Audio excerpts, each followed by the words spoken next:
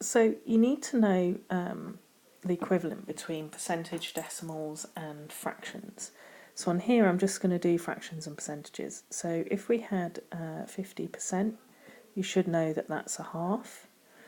So a quarter will be here and 3/4 will be here. So what I'd like you to do, hopefully you now know what percentage that is and what percentage that is.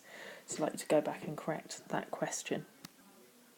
So for this one, draw the lines of symmetry. I'm just going to make this a little bit bigger.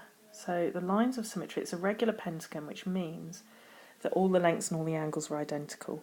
So a line of symmetry means a line with a shape that's identical in both halves. So that's one line of symmetry.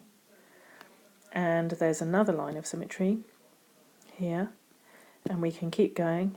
There's another line of symmetry here, and we're going to keep going. Oh, I don't want red. Yellow. And there's another line of symmetry here, and there's one more. Let's do green here. So what you should find is that there are 5 lines of symmetry. This final question, I just wanted to bring up because although you've got the right answer, I think you've done a lot of work that was unnecessary.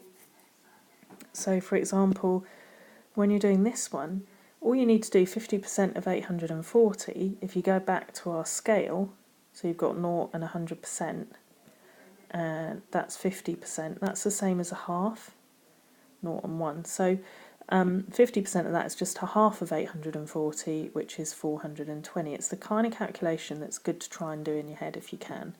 The way I would think about it if it was a bit tricky is I'd think, right, half of 800 is 400, and half of 40 is 20, and then I add them up. But that's kind of the calculation that I'm doing in my head.